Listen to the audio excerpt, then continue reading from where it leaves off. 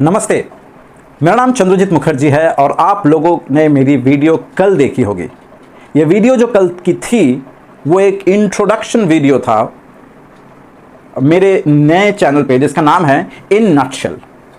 मैंने कल आप लोगों से एक बात कही थी कि इन नटशेल में हम लोग उन तमाम चीज़ों के बारे में बात करेंगे, लेकिन in an epitomized manner, in a summarized manner. इसी कॉन्टेक्स्ट में मेरे कुछ स्टूडेंट्स ने मुझसे कहा कि सर आप स्पेसिफिक टॉपिक के बारे में भी बोल सकते हैं, पढ़ा सकते हैं। तो मैंने कहा कि शुरू करते हैं उसको भी, लेकिन फिलहाल मेरे पास कोई बोर्ड नहीं है और वैसे भी बोर्ड में लिखकर समझाना लाइक एन ऑर्डिनरी क्लास ये मैं करना भी नहीं चाहता, एटलीस्ट अभी नहीं करना चाहता।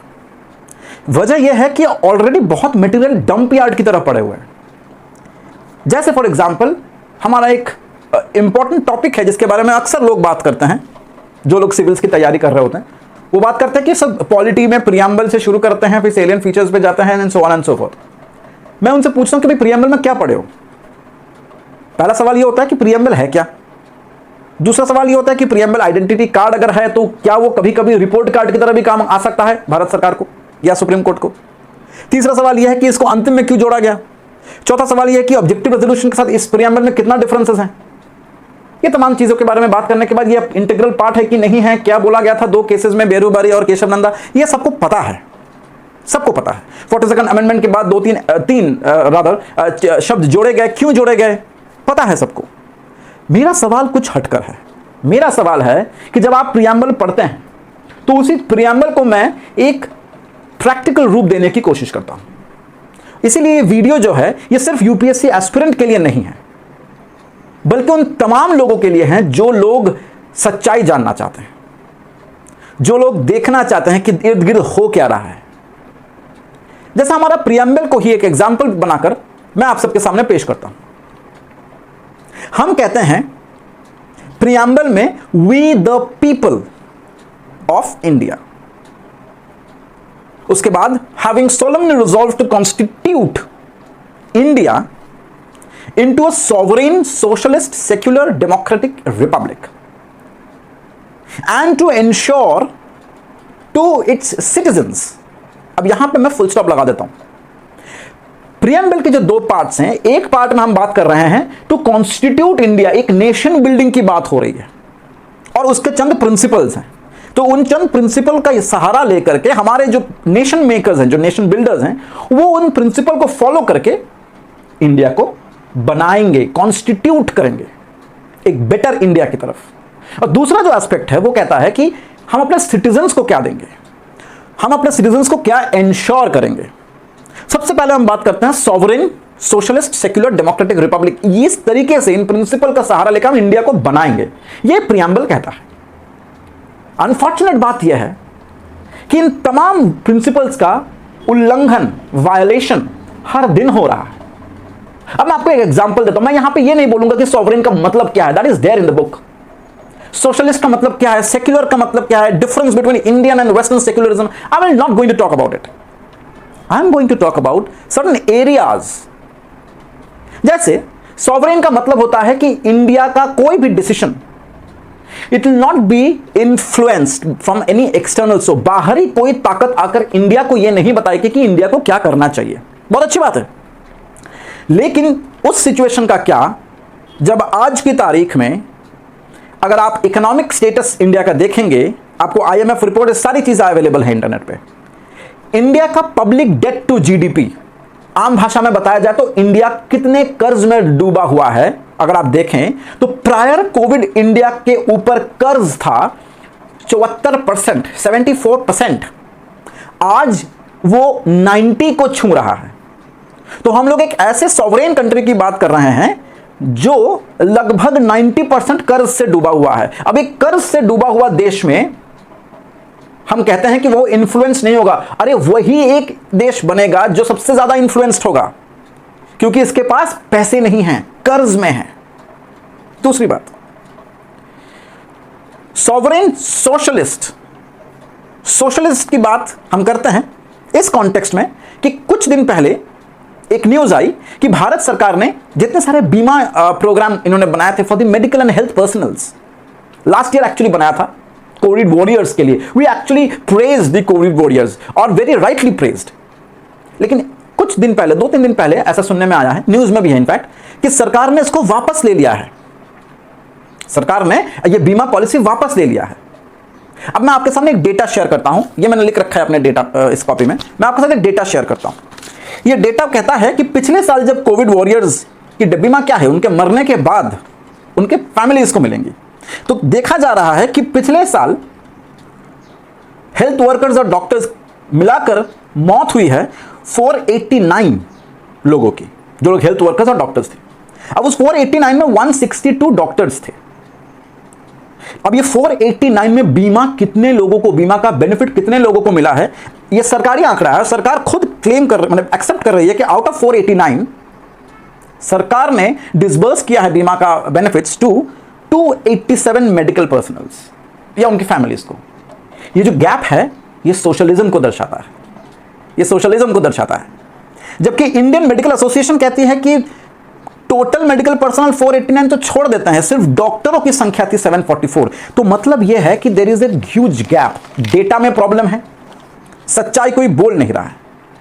क्यों नहीं बोल रहा है आप सब जानते हैं, इतना दिमाग आप सब लगाएंगे अभी कि क्यों नहीं हो रहा है। तो ये जो सोवरेन सोशलिस्ट है, सोशलिस्ट ये आपके सामने है, ये आपके सामने है। सोशलिज्म एक ऐसी चीज है जिसमें हम कह रहे हैं कि इक्वल अपॉर्चुनिटी सबको देंगे, ये दे रहे हैं हम।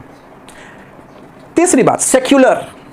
सेक्युलर की बात क्या करें, 2020 2021 इस सेंचुरी में भी, इस करंट सिचुएशन में जहां एक दूसरे का हाथ थामने की जरूरत है, वहां हम रिलीजन को पॉलिटिक्स में इन्वॉल्व करके अपीजमेंट कह लीजिए, हेट्रेड कह लीजिए, इन सब से हम वोट पाने की कोशिश कर रहे हैं।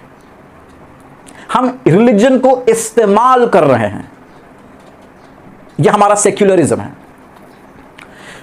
डेमोक्रेटिक और रिपब्लिक की बात करने से पहले, ये तो मतलब मुझे खुद हंसी छूट रही है, डेमोक्रेसी की बात, यहां आप कलकत्ते में आ जाइए, यहां का इलेक्शन देख लीजिए, आपको समझ में आ जाएगा कि डेमोक्रेसी क्या है। इतनी ज्यादा अच्छी डेमोक्रेसी है यहां पे कि मद्रास हाईकोर्ट ने एक रीसेंट जजमेंट दिया है। उन्होंने कहा है कि ईसीआई को बुक करना चाहिए on the charges of murder. Model code of conduct issue कर देना is not the only job, उसको कितना मेंटेन किया जा रहा है, that is also an important aspect.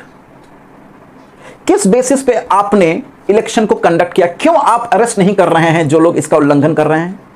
In fact Madras high court ने, मैं आपको कोटेशन में बताता हूं, मद्रास हाईकोर्ट ने कहा है in quotation, your institution, that is ECI, your institution is singularly responsible for the second wave of कोविड-19।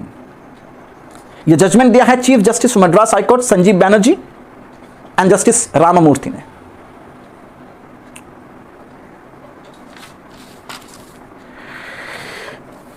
खैर, इस चीज को एक्सेप्ट करना तो दूर, कई सारी पार्टीज कह रही हैं कि ये इंस्टीट्यूशंस बिक गई हैं, और जिसके अगेंस्ट में कंप्लेन कर रही है वो कह रही है कि ऐसा कुछ नहीं है। इनफैक्ट वो लोग इस जजमेंट को क्रिटिसाइज कर रहे हैं। कोविड की जब बात आती है तो आजकल हम देख रहे हैं वैक्सीन की कमी है।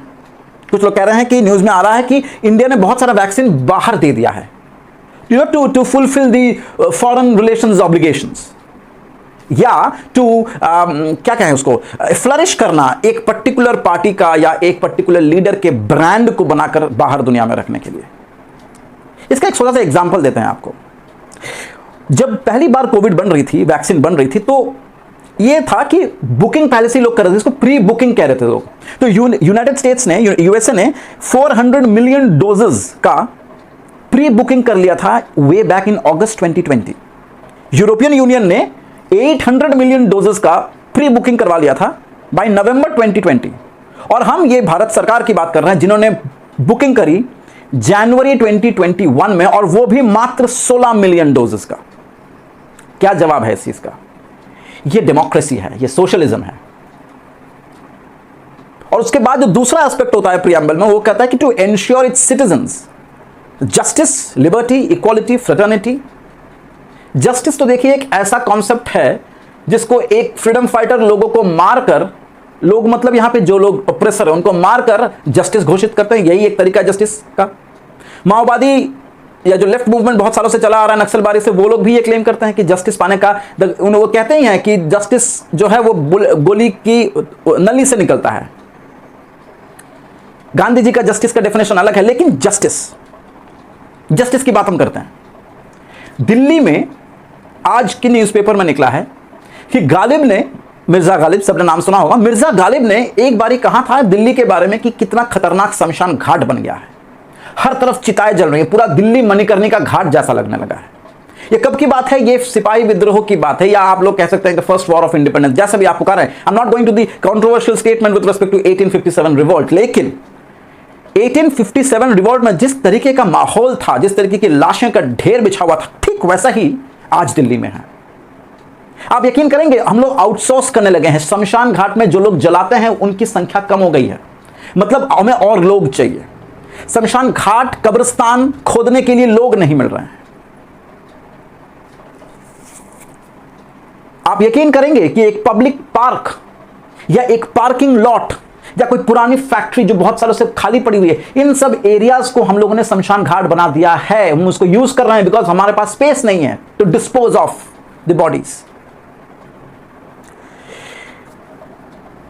तो एंश्योर जस्टिस, लिबर्टी, इक्वालिटी हम देख रहे हैं। आज सुबह सुबह एक न्यूज हमने देखा, 3 देशों की कहानी मैं आपको सुनाता हूं अपनी जुबानी। इजराइल, इंडिया और चाइना।